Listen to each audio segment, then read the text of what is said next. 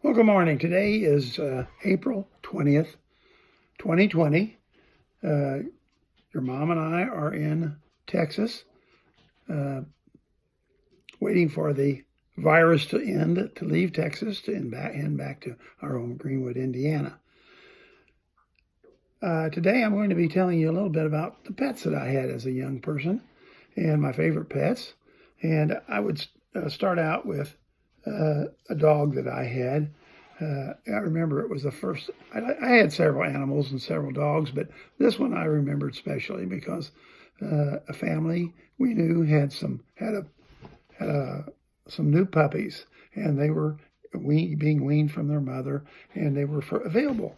And I had been bugging my dad to get a dog, and I wanted a dog in the worst way. And so we went over to take a look at the puppies. Of course, you know, if you go look at a bunch of puppies, it's hard to get away there without having a puppy. And we got a new puppy to take home, and it was my dog.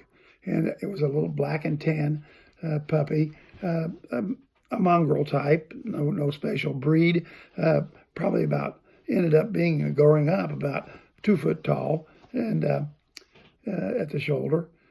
But he was a wonderful dog, and I loved him dearly. And for some reason, I named the dog Bruno, and I always remember the dog named Bruno. If I ever get asked security questions on different things, they want to know your special dog, your special pet, and I always say Bruno. Bruno was my dog. He was a dog I loved dearly. Another pet that I had growing up, and really all three of us, me and my 2 older brothers, David and Tom, had was a goat. And I remember that my dad went to a goat dairy, not too far from where we lived, and he bought a little goat, a kid. They're called kids when they're little, and it was the cutest little thing. And it was a Toggenburg goat. This was a goat dairy, and they had Toggenburg goats. They come from Sweden, I believe, and they're brown and tan, just cute as a button little goats. You can imagine we loved that little goat. We named him Jackie, and took care of him. And I remember one incident, and Dad had a collar for him, like a dog collar, on him, so that it was easier to handle him when he was little, to keep track of him. And there was some reason that he temporarily put the little goat in the privy and shut the door so that he wouldn't get away.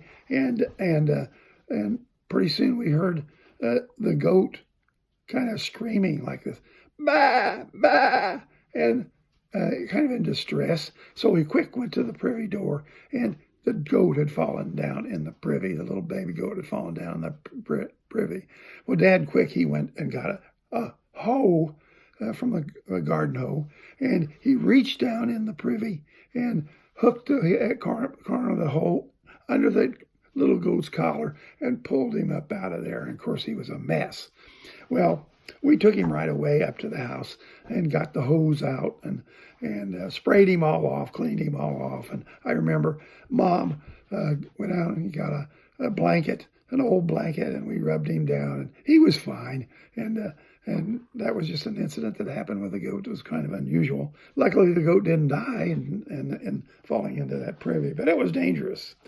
Well, he grew up, and I was about 7. At about 7, he had like 8 or 10 inch horns when he got older, and at a couple of years old, and I was a little bit scared of him. I was about 7 years old at that time, and I loved the goat, but I was kind of scared of him because he would try to butt me, with his horns, and I remember standing at the house one time, and he was trying to butt me with his horns, and I stuck my foot out at him, trying to keep him away from me, and I caught the heel of my shoe in his horns, and I was terrified. But I got my shoe out. Another incident about our goat, Jackie, that was Dad, as he grew up, Dad made a 2-wheel cart that he could pull and harness for him, and he also had a 4-wheel wagon that he would pull things in. And my dad Clarence, he could make that goat pull just pull, and he was strong. He could pull. One time he put a bunch of cement blocks in this four-wheel wagon just to see how much he could pull, and he could pull that wagon with you walking along the side, and he could pull that wagon. He was a strong little goat.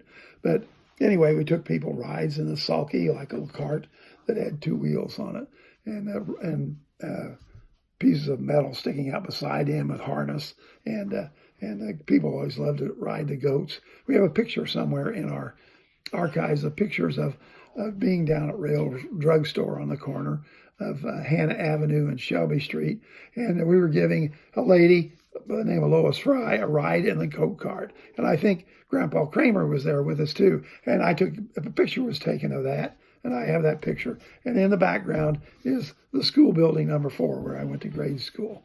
But I'll tell you more about going to school in a later session. But anyway, we loved the goat, and he was.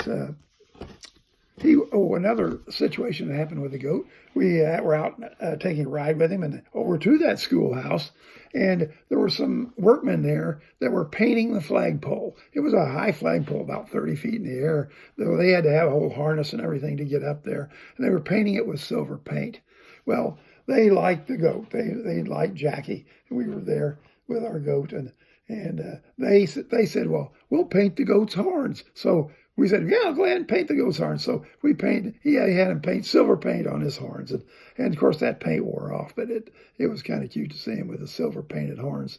But they also would feed him cigarettes at that time, and without filters, and he loved cigarettes. He ate them. He liked to eat the tobacco, and goats like to eat a lot of different types of plants that we don't normally eat. But he would eat rose bushes and rose thorns bushes, but he never ate tin cans. That's a fallacy. Goats do not eat tin cans. They like the glue and the paper of a tin can, but they don't eat metal. But they do eat a lot of different things. So. Our dad took the goat down to the Roembke reunion a couple times in a trailer with the cart, and took the kids at the reunion for rides, and they all loved that about getting a ride by the goat, pulled by the goat. So that's one of my favorite pets was the goat and our dog Bruno. I'll talk to you later. Bye.